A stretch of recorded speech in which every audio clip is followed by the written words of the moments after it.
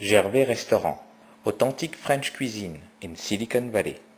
You know, I know that people from the team are going to want copies of it. You know, people are going to look through my album and say, "Oh, can I get a picture? It's got my brother in it. You know, I want another copy of it." So on this memory spot, what I've done is I've stored the data for the picture. It's not the sound, but it's the data. So if I came over here, and there's two modes that this is in. So the first one will just show you the picture pop up. So I push the button. Okay, so there the picture pops up on the screen. Okay. If I put this in a printing mode, this is quick printing mode, so I'm just going to direct it to the printer and do the same thing. It should come out on that printer down there. Okay, so that should start printing in a second. So what I've done is I've copied the information off of here. And again, we're not faking anything here. These are real, and we'll demonstrate that in a second. We'll take your picture and put it on a memory spot. But these are really functioning chips, and we're actually reading the data off of that chip and sending it off to the The idea that you wouldn't have to throw the file separate from the photograph in theory if you wanted to. Exactly. The whole point is the file stays with the picture. In a sense, it becomes your digital negative. Your negative, yeah. Right. Right now, if I had to go find this picture on somebody's system, first of all, I wouldn't even know where to look because I didn't take the picture. Yeah. If I had to find it on my own system, I have got thousands and thousands That's all of it pictures. did. That would be helpful. Yeah. I mean, I don't know where to look for it even. If I haven't filed it in the right folder, I certainly don't rename all my pictures these days. Mm-hmm. They all have funny names. I have to go, you know, maybe look through hundreds of them at the very least, you know, taken on a particular date, because that's kind of how it's stored on my computer. But here, if it's an important picture, put the data with it, right? And maybe there's another chip with the sound on it, or maybe when the chip gets big enough, it's the data and the sound, right? $1 strikes me as pretty expensive for a business card, but I can imagine a convention badge, maybe. Well, I don't know. If I were going to visit a CEO, you know, and I wanted to give him my business card and I wanted to stick, maybe I'm trying to get a job or whatever, I wouldn't mind handing him, assuming he had an easy way to read it. Yeah. You know, again, what we're thinking of is we're flipping the thing around, saying not, you know, would you spend $1, you know, on a business card, is, you know, what are the circumstances where you would spend $1? Yeah. And let's look at those and see if those are reasonable markets to look at. So putting a memory spot on every picture at $1 a piece, probably not. Putting it on 1% of the pictures that I take, 1 out of every 100, I might consider doing that. And where's the wireless part of it? I mean, because you're still using this. No, it's wireless. Notice there was no physical connection between them, right? There's a little coil in here. So I'm just transmitting over a very short distance. I mean, I can't translate, you know, it is wireless. There's no physical contacts. There's a piece of plastic over here, so there's no electrical contact. And again, if I push this button and I start to approach this slowly, okay, I haven't quite touched down here. I haven't quite touched down. I'm within a millimeter of it. So somewhere before I get there, in a fraction of a second actually, because it's not a lot of data, and it's transmitting 10 megabits per second, it's transmitting 256 kilobits at 10 megabits per second, it's going to happen pretty quickly. We usually tell people to touch it. It's easier. Yeah, it's easier to say, and you say, and I'm doing it like this, right? It's not really a very precise thing. As long as I kind of get there, that's okay. If I'm off a little bit, it's not that big a deal. And it's not using any battery, so how does it get the power? Okay, RF from here. So this is transmitting power. You know, we are immersed in a world of lots of radio waves. People have actually done some things where they've created big antennas and they actually create power from that. You can suck up power from the air because there's radio waves around us, right? Well, here it's kind of local, and basically there's a field around here of radio waves. When I come to that antenna, there's a little antenna around the chip, remember? It absorbs some of those radio waves. It then rectifies it, meaning it goes from an oscillating wave to something that's all positive, you know, voltage, and then it smooths it out. And now you have some power, small amount of power, and I don't even know the amount, it's probably milliwatts. Milliwatts of power, but it's enough to run that chip. The chip has been very well optimized to need only a little bit of power to run, and on that RF signal, the data is actually built on top of it. It's built by small variations in the power to actually contain the data. So there's a modem on that chip. It separates the data from the RF signal.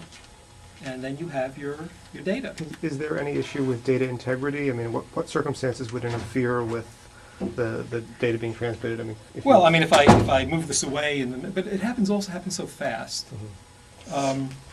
But you know- that would manifest itself by, say, just an inaccurate, Right. which wouldn't show up. There wouldn't be Right, like so- image degradation. So the other things you could do with the processor would be error correction codes on it. So you could do things like, so you would sacrifice a little bit of data to put error correction in it, so you would even be more certain of your integrity.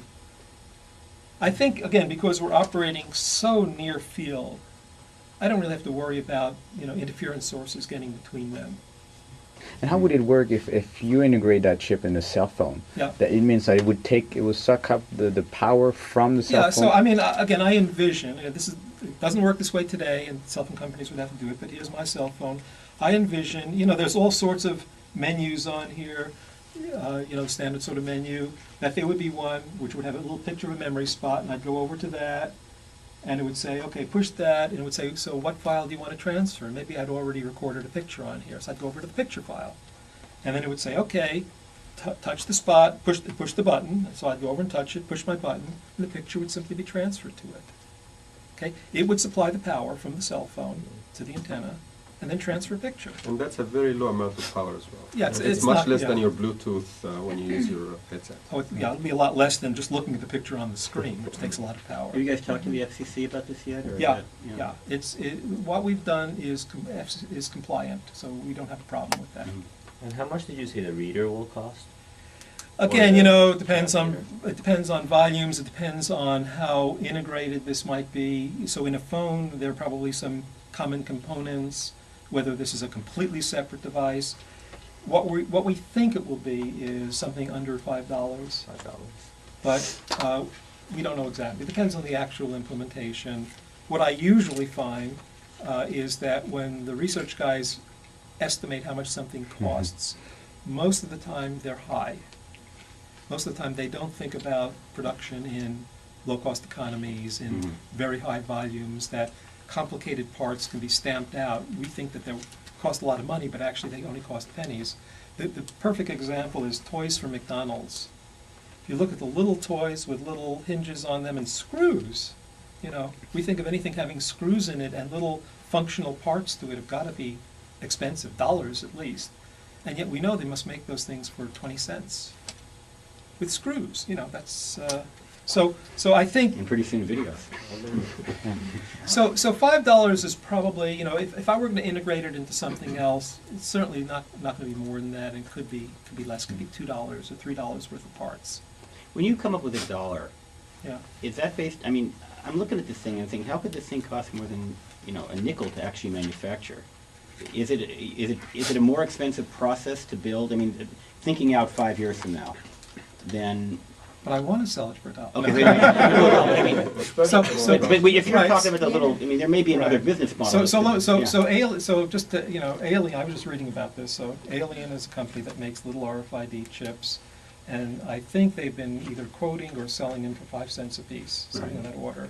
And they've just lost another $26 million or something, and they continue to lose money. I would like to start out with HP won't do that. We'll start out with a workable business model, and I don't know what the price point is. Maybe it's 50 cents and not $1. We're just trying to explore, are there sensible applications for which $1 is a reasonable thing to pay?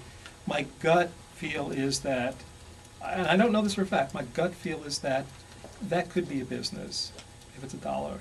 $5, that's could be so specialized. I mean, we could have looked at that as a price point, and you'll see there's some medical applications where $5 wouldn't be a big deal, but where maybe I won't sell it. Maybe I'll only sell 1 million of them, and I want to sell billions of them.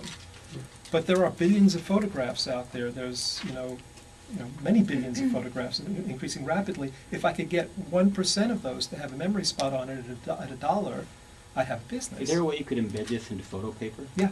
And actually have the printer write it? Yeah. Yeah. That's So- the prototype that they're So building. one possibility would be it would come already in the media. Another one is that after you printed out something, you would then go and use one of these removable spots, and just stick it on yourself. Right. And then somehow write it. Either the printer would write it or a separate device would write it. But again, this is research, right? So we're exploring all of these possibilities. Yeah. So let me show you, there's more applications, Yeah. right? Okay. Yeah, let's bust A through couple, the right. application. I know, I hate to ask another pricing question, but there's a lot more memory in these than in RFID chips. Yes. So memory is a commodity that price varies quite a bit. What percentage of the overall price do you think will be memory? Of the cost of the manufacture Of of the chip. the memory spot? I know, again, these things vary so much with volume. I know if we're talking, millions of chips or billions of chips, things are gonna be very different. So I don't wanna, we're not a business, we actually haven't gone that far. You don't see it being subject to the price changes, the price No. fluctuations of RAM? No, I think that'll be a small part of it, yeah, actually. I think the rest of the solution will be, the application and the solution built around it will be equally important. Gervais Restaurant, authentic French cuisine in Silicon Valley. So let's look at some other applications. So those were sound and images.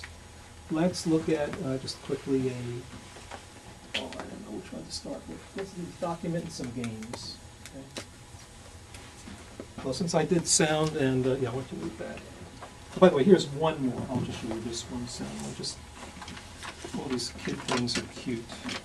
So just, again, would you put $1 into this? So here's my baby book, my baby's first birthday, my baby's first this, my baby's first that. So just another one of these sound applications.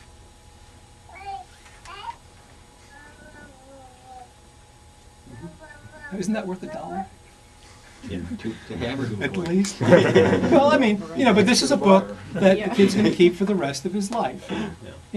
That's you could sell those things for $1. How can you control who gets to write on this chip? Who gets to write? Yeah. Well, it depends. We can, ideally we would just sell them and anybody gets to write on a chip. But for some applications, for example, for the movie poster application where I just want people to read it, and I don't want them to change it, we could make it read only. We could build that into the design of the You chip. could also make it recyclable. You could make it read-write so that the movie company could reuse it, maybe. Right, yeah.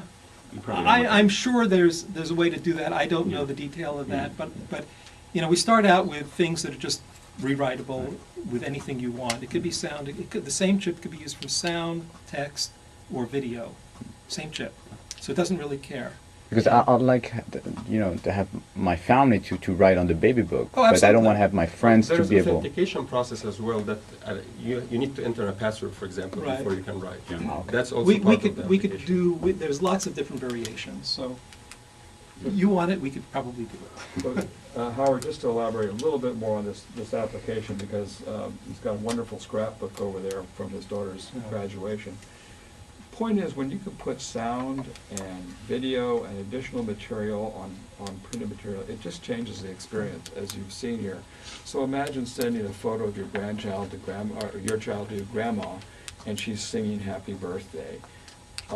Imagine a scrapbook of your graduation with all your friends are there, and they're saying various things about you and about their experiences in high school and all that. It just, think about greeting cards. So perfect application was this weekend. I actually did a little demo for my family. I had this stuff at home, and I did a demo for my family under confidential, they were embargoed until today. But she had a couple of friends with her, and they were going through her scrapbooks. These were college friends who were sleeping over for the night, and they were going through the scrapbooks, and they were saying, "Can I get a copy of that picture? And can I get a copy of that picture?" And I said, "This is wonderful. This is exactly what we're talking about. If they had a device on them, every time they came across in this big, thick scrapbook, every time they came across one they wanted, they could have, in principle, just grabbed the file, and that would be it. They wouldn't have to go hunt for it. Right now, my daughter's got to go back to her computer and try to find those pictures." So that was a great example. Anyway, so here's an example of text and documents. So this is a 4-page document. It's got, some equations on it. It's got, a graphic on it, and it's got a memory spot on it. So in fact, this document is completely stored. Oops. Thank you. Yep. Stored on this chip. And so let's go and read that. And there's document. Okay. In addition to the document, it's actually showing you all the revision history of it. And in fact, remember we said that the bigger chip, the 4 megabit chip, can store 100 pages at least. So I could, if this is a 4-page document, I could in principle put 20 old revisions of it. I could have lots of prior You will have history had to of have this. scanned it first, That's but yeah. right. yeah. Not to rain on your parade, but there, typically, you know, with technology, there's always alternative technology that kind of. Sure. And by the time you roll this out, couldn't you just also come up with an extremely low-cost doc that would simply have the equivalent of a URL, and on the assumption that we're all, we Right, really so- are connected most of the time? So I think in a world where we're absolutely connected all of the time, there still is a need for this in terms of bandwidth. I mean, you know, in the world of infinite bandwidth, infinite connectivity, and infinite storage, yeah, probably this isn't necessary. If everywhere I am, I can virtually say, I'm connected to the most powerful computer somewhere by infinite bandwidth. What else do I Right, need? the right? table could have some sort of URL embedded in it. Right, So what else, forth, yeah. what else do I Yeah. need if I had that? But the Right. truth is, I don't know that will ever happen. My cell phone still doesn't work in the basement down here, and you still are not connected to the internet right now. One advantage of this is the data is here and now, and you read it very fast here and now.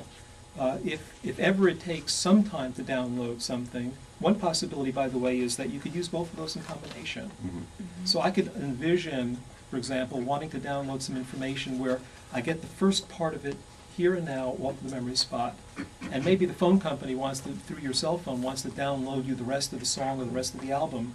But while I'm listening to the first one, it's downloading me the rest of them. So these things could be complementary. Yeah. But you're right. I mean, I can envision some extreme future when even this isn't needed, and we all have our own embedded, you know, processors. And okay, so we'll do that one after. Okay, so one other application. Let's go down through some of these applications. Gervais Restaurant, authentic French cuisine in Silicon Valley. So this is the medical applications. Let me turn this off. So the way we envision using this, so this is a wristband of the type you find in the hospital, and we've memory spotted it. The information on here is fairly limited. It's, you know, the name, the doctor, the admission date, and some MRN, medical, whatever it is, code. So if I really wanted to find out more about this patient, I would somehow have to get online and look it up. But if I have memory spot on it, all the information could really be contained right here. And for those that can't, let's see, somewhere I had some. The medical record. Yeah, so anyway, so what we envision is, that's a PDA, yeah, I just pass around one of those pictures, a couple of them. So that's a PDA. Basically what we envision is the doctor would go around with a device, maybe a PDA would be fine. And on that, you know, it kind of says his color is such and such, you know, his mood is such and such. Maybe it would have his blood pressure or some other condition that had changed. Doctor could update it on the wristband. Never have to go back Yeah. to the central system, maybe until the end of the day. Nurse goes around to every patient, reads the latest data, and then uploads that in one shot to the system. Because even at any instant in time, if I were the doctor saying, well, I can get the information from the centralized system, I don't even know if it's up to date. But you would know that whatever the patient had with them on their wristband was up-to-date information. And you could never make a mistake, right? That's why they put these things on, is you always know that that is that person. So that's one application. Another possibility is in places where there is no infrastructure, no centralized infrastructure, such as in a battlefield. So there is some thinking about, let's say, if the Army, if soldiers in a battlefield had a memory spot, it could have their entire medical history on it. And I think I was saying earlier, I wouldn't mind on my driver's license having my entire medical history on it. My blood type, you know, any allergies I had, charts, I don't care. Everything my doctor has should be on there. If somebody, you know, I'm lying in a roadway somewhere in the middle of nowhere, I would like the medics to know what my history is. So, again, applications where standalone is a good thing. In France, for example, we have smart cards. All our medical history is already in a smart card that we carry, like a driving license. So how would that compare? So this would be a lot cheaper solution. I think smart cards are fairly expensive. I think they're battery operated. So You did- Well, you need a reader. But the card doesn't have an energy source, does it? No. No, okay. So, I mean, there are other solutions for it. This is, we're just saying this is a really cheap, small, embedded thing that can be embedded into your license and not even be a separate card. Also, smart cards have limited amount of memory. It depends how much information you want to put in there, like medical history may Yeah. need a little bit more memory. Is it going to be embedded in HP products, like the iPad or computers? So, again, right now, what we are, the research division, our goal is to convince our businesses to embed this into various products. It's kind of early for that. We're basically, letting them know what we have. They've been tracking us. Right now, there's no commitments to this being in products yet, but there certainly are some investigations where people are looking at it. There's lots of interest, but there's nothing on any vintage chart that says this will be a product in 2 years or 3 years. We're still in that mode of convincing them that this is something worth doing. Do you anticipate being able to have an announcement about the standards progress anytime soon? Yeah. How soon? Stay tuned. In weeks or months? Stay tuned. It won't be long. So other actually a couple of possible applications would be, in pill bottles. One is actually the one we show here is, let me read this. Prescription for Mrs. S. Frobisher, 51 East, 1st Street. Sulfanax. Take 1 tablet 3 times a day before meals. If you get any adverse reactions, then please consult your doctor.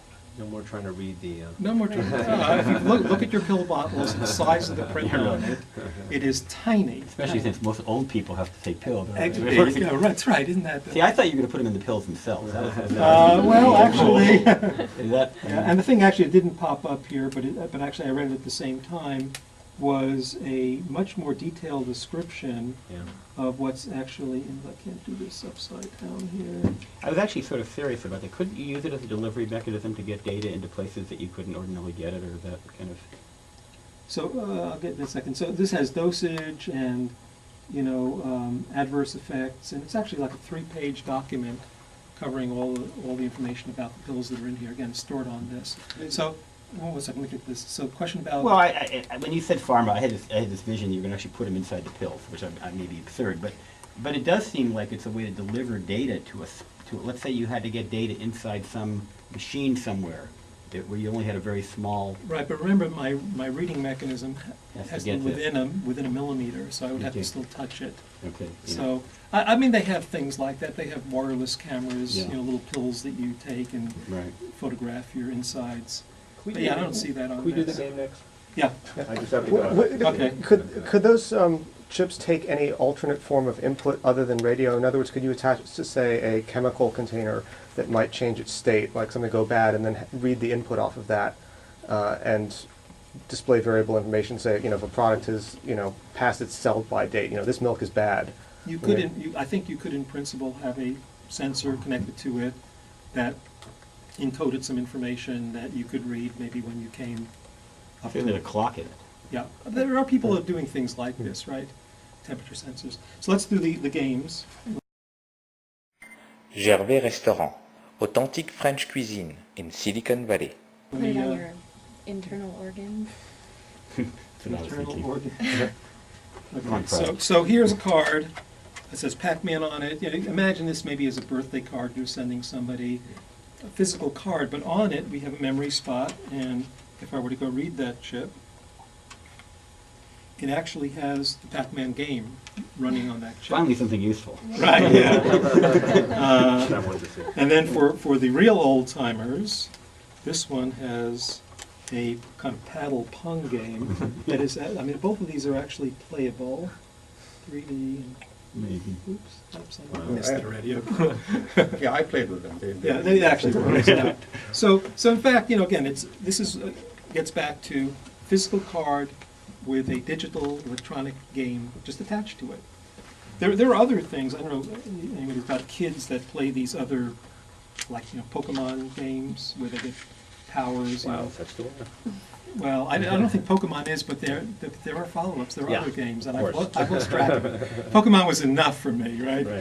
Right. These are some other card games, and I'm not quite sure what the game is here, but typically they're cards, and the kids, they throw them on the table, and then they sort of got a stack of them, and depending on who's got the higher powers, one will win or the That's other really will win. valuable. Is that so the powers depend on what's written on the cards, and the points change. Now, if it had a memory spot on it, so let's turn this off.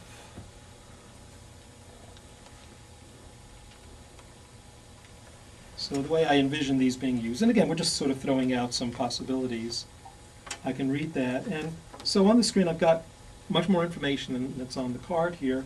Also, there is this set of scores on the left side here. So since these are rewritable, I can envision them playing a game. The points change. You know, you may end up with more fire points, and I end up with more wind points. And at the end of the game, they rewrite the cards with the updated score. And we were inventing a new game here. You get a new score, then the next time you play, you have different powers, and it's stored on your card, and you then go do the next thing. So we don't know how. Again, we don't know how, but it takes a physical card that's been used in a physical game and converted it to something that's electronic that could be rewritten. Gervais Restaurant, authentic French cuisine in Silicon Valley.